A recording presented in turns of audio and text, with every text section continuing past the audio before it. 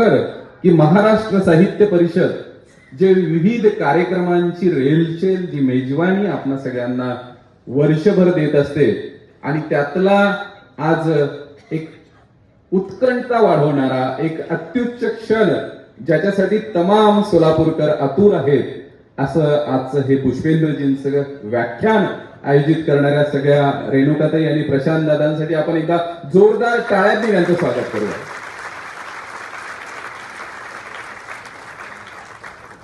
मित्रांनो, खरोखर त्याच पुष्पेंद्रजी कुलश्रेष्ठ आणि त्यांच्या तोंडून आपल्याला ऐकायचंय भारत का भविष्य. ज्या वेळेला पुष्पेंद्रजी बोलतात, ज्या वेळेला विषय मांडतात, अंगावर रोमांच उभं राहतं अशी त्यांची वाणी आणि आपल्या हिंदू धर्माचा अभिमानाचे क्षण ज्या वेळेला ते सांगत असतात, खरोखर मंत्रमुग्ध होऊन जाणं काय असतं ते हे सभागृह काही क्षणात अनुभवणार आहे. आणि आजचा विषय मी म्हणालो तसं भारत का भविष्य. पण मित्रांनो, केव्हाही भारत का भविष्य आपण भविष्यात जाण्याआधी आपला कधीही भूतकाळ पाहिला पाहिजे. अनेक वेळेला तरुण पिढी म्हणते की काय तुम्ही भूतकाळात जाता, काय भूतकाळाच्या गप्पा सांगता. पण मला एक साधं छोटस रोजच्या आयुष्यातलं उदाहरण आठवतं की आपण ज्या वेळेला चारचाकी आपली कार मध्ये आपण बसतो आणि पहिलं काम काय करतो आपण पहिल्यांदा आपण गाडीत बसल्या बसल्या आपला जो मागे दिसणारा जो मिरर आहे तो आपण सेट करतो. आपण गाडी पुढे जायचं असतं, आपण पुढे जायचं असलं तरी आपण पहिल्यांदा मागचं काय दिसतं हे बघतो आणि पुढच्या प्रवासाला निघतो. तसंच मंडळी, आज जर आपल्याला भारत का भविष्य पाहायचं असेल तर आम्हाला आमचा भूतकाळ पाहिला पाहिजे. 700 वर्ष यवनांनी मुघलांनी आमच्यावर राज्य केलं. 18 पगड जातीमध्ये वाटलेले आम्ही हिंदू, पण 700 वर्ष आम्ही गुलामीमध्ये राहिलो. ह्या मुघलांनी ह्या भारतावर आले, हिरे सोने जवाहरात लुटले. मी समजू शकत होतो की इथली संपत्ती त्यांनी लुटली, ते लुटून गेले असते तरी चालले. आमच्या आया बहिणींची आबरू त्यांनी लुटली. आमच्या हिंदूंना त्यांनी गुलाम बनवून परदेशामध्ये विकलं. एवढं कमी होतं का? एवढं कमी नव्हतं. ते ज्या ज्या वेळेला इथे आले त्यावेळेला त्यांनी पहिलं काम काय केलं असेल तर त्यांनी हल्ला केला तो आमच्या धर्मस्थानांवर, आमच्या मंदिरांवर. कारण त्यांना माहित होतं की हा 18 पगड जातीत वाटलेला हा हिंदू एकत्र कुठे येत असेल तर तो फक्त देवाच्या मंदिरामध्ये आणि देवाच्या ठिकाणी नतमस्तक होणारा हा हिंदू. याला जर तोडायचं असेल, याला जर दुभंगायचं असेल तर याचं श्रद्धास्थान असलेलं हे मंदिर पहिलं तोडा.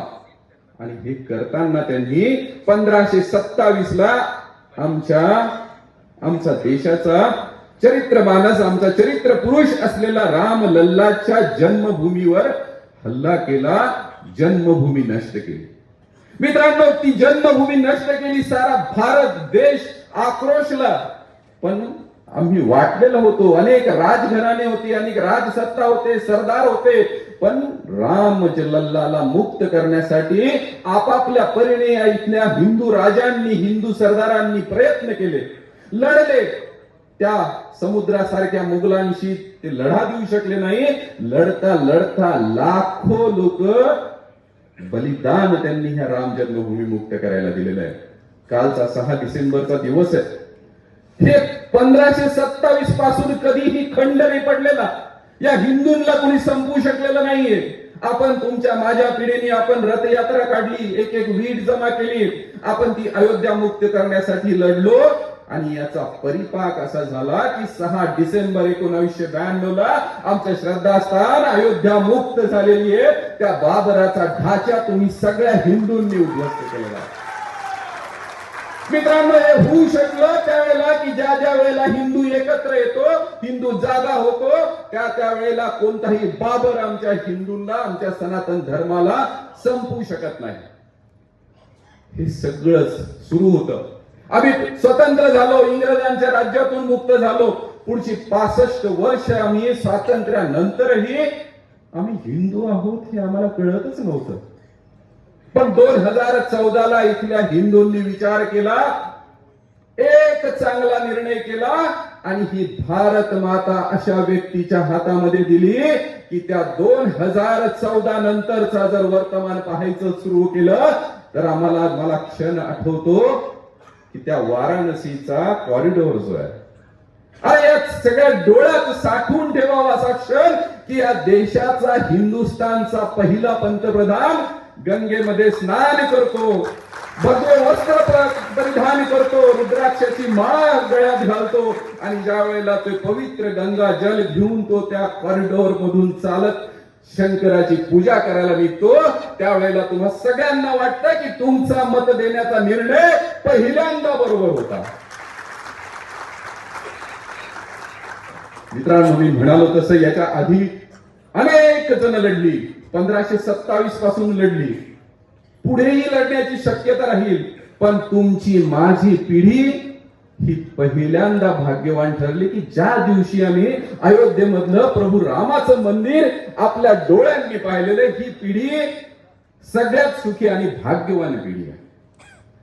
उज्जैनचा कॉरिडॉर, महाकालेश्वराचं आपला पुनर्जीवन केलेलं आहे, हे सगळं पाहत असताना हा 2014 पासूनचा देश तुम्ही आठवून बघा. त्यावेळेस त्याच्या आधीच्या बातम्या असायच्या की रोज माझ्या काश्मीरमध्ये माझा जवान, माझा भाऊ, त्याला कोणीतरी दगड मारतय, त्याच्यावर कोणीतरी हल्ला करतय, त्याच्या हातात बंदूक आहे, तो 10 जणांना लोळवू शकतो, पण ती बंदूक चालवायची त्याला परवानगी नाहीये. 2014 नंतरची घटना आठवा, एकाही जवानाला दगड लागलेला नाहीये. त्याच्यानंतर जे देशामध्ये दंगली बंद झालेल्या आहेत, ठिकठिकाणी रोज बॉम्बस्फोटाच्या बातम्या यायच्या, त्या बंद झालेल्या आहेत. आणि हे सगळं पाहून या दहशतवाद्यांना, या अतिरेक्यांना त्यांचा पोटशोळ उठला की भारत एवढा शांत कसा राहू शकतो, आम्ही करायचं काय. आणि मग त्यावेळेला पहलगाम सारख्या ठिकाणी येऊन धर्म विचारून 26 हिंदूंची त्या नराधमांनी जी हत्या केली. मित्रांनो, अतिशय लाजिरवानं, पहिल्यांदा तुमचा धर्म काय हे विचारून मारणारी औलाद ज्यावेळेस इथे आली, त्यावेळेस त्यांचा बोलणं होतं की हे जाऊन सांगा तुमच्या पंतप्रधानाला. पुढची 5-6 दिवस शांतता होती, पण तुम्ही, मी, प्रत्येकाला खात्री होती की हे पूर्वीचा काळ नाहीये, काहीतरी विशेष होणार, काहीतरी विशेष होणार. आणि 7 दिवसांनी भारतामधून 250-400 किलोमीटर पाकिस्तानामध्ये बसलेल्या 9 दहशतवादी अड्ड्यांवर जो हल्ला इथे बसून झाला आणि ते अड्डे उद्ध्वस्त झाले, हे करणारा आमचा सक्षम पंतप्रधान तुमच्यामुळे निर्माण झालेला आहे. आणि ते सगळं करताना ते अड्डे उद्ध्वस्त करणारं जे क्षेपणास्त्र होतं, मित्रांनो, त्याचं नाव काय? त्याचं नाव आहे ब्रह्मोस. हे ब्रह्मोस रशिया, चीन, अमेरिकेतून आलेलं नव्हतं, ते या भारत मातेच्या पुत्रांनी बनवलेलं मेक इन इंडियातलं हे ब्रह्मोस क्षेपणास्त्र. 400 ड्रोन त्या पाकिस्तानने आमच्यावर सोडलेली आहेत. 400 ड्रोन आमच्यावर, 400 ते 600 ड्रोन आमच्यावर आले. आमच्या भारत मातेला त्याच्यातलं एकही ड्रोन शिवू शकलं नाही. ते उद्ध्वस्त करणारी S-400 प्रणाली तुमच्या इंजिनियर मुलांनी बनवलेली आहे. मित्रांनो, वर्तमान हे बनवण्याची ताकद, मेक इन इंडिया करण्याची ताकद ज्या वेळेला राष्ट्रप्रेमी पंतप्रधान या देशामध्ये तुम्ही बसवता, त्यावेळी हे घडू शकतं. हा बदलता जो भारत आहे, या भारतामध्ये आम्ही स्वाभिमानाने जगण्याची ही जी परंपरा सुरू झाली. अनेक वेळेला निवडणुका येतात, गोष्टी होतात, बऱ्याच वेळेला माझे काही हिंदू बांधव मला रस्ता नाही, मला गटर नाही, मला लाईट नाही याच्यात अडकतात. पण आज बघा, सोलापूरच्या चारही बाजूंना जे चकचकीत रस्ते झालेले आहेत, व्हायला वेळ लागला, पण हे आता घडलंय. पण हे घडताना आम्ही हिंदू म्हणून त्या रस्त्यावरून जाऊन जगू शकणार असाल तर त्या रस्त्यांना किंमत आहे, अन्यथा ह्या सुखसोयींना किंमत नाही. मित्रांनो, माझी मुलगी बऱ्याच वेळेला पळून जाते, लव जिहाद मध्ये अडकते. का अडकते? तो मुस्लिम भाऊ मला त्याचं चूक वाटत नाही, कारण त्याचा धर्म त्याला शिकवतो की 5 वेळा तू नमाज पढ आणि याच्यानंतर आपल्या अल्लाह शिवाय दुसऱ्या कुणालाही या जगात जगण्याचा अधिकार नाही. आमचा धर्म हे सांगतो का हो? हे सांगत नाही. आमचा धर्म, हिंदू धर्म सांगतो सगळ्यांना घेऊन जगा, सगळ्यांवर प्रेम करा. पण हे ज्या वेळेला तुम्ही आणि मी विसरतो, लहानपणी शुभम करोती, हनुमान चालिसा हे माझे आई वडील माझ्याकडून म्हणून घ्यायचे. पण आज तुम्ही असाल, मी असाल, आम्हाला वेळ आहे का? आमच्या पिढीला हे संस्कार आहेत का? हे त्या पिढीची चूक नाही, ही माझी चूक आहे. याला जबाबदार मी आहे की माझ्या धर्माने सांगितलेलं मी करत नाही, त्यांच्या धर्माला नाव ठेवण्याचा मला अधिकार नाही. ज्या वेळेला हे हिंदू सगळे एकत्र येऊन हे आम्ही सगळं करायला सुरू करू, त्यावेळेला कुणीही आमच्या भारत मातेकडे वाकडं होऊन पाहू शकणार नाही, हे मी तुम्हाला खात्रीने सांगतो मित्रांनो. म्हणून आज आमचा भारत बदलतोय, विश्वगुरु म्हणून जगात पुढे चालायला लागलाय. पण हे सगळं चालताना देशाचा पंतप्रधान एकटे करणार नाही. ज्या ज्या वेळेला तुमच्यावर तुमचं कर्तव्य निभावण्याची वेळ येईल, ज्या ज्या वेळेला तुम्हाला 18 पगड जाती सोडून एकत्र जगावं लागेल, त्या त्या वेळेला हिंदू म्हणून तुम्ही जगाल. त्या त्या वेळेला भारत विश्वगुरु होण्यासाठी सगळ्यात अग्रेसर असेल, याच्यामध्ये शंका असणार नाही.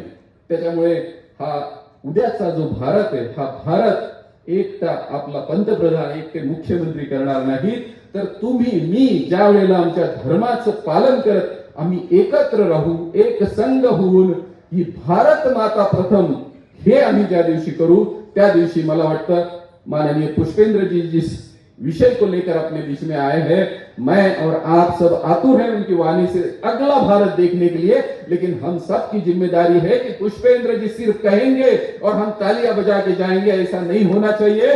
जो वो कहेंगे वो मैं आज इस पल मेरे जीवन में शुरुआत करूंगा. ये जब होगा तब हमें कल का भारत दिखेगा. मैं माननीय पुष्पेंद्र जी और आपके बीच में ज्यादा देर रहने नहीं चाहता.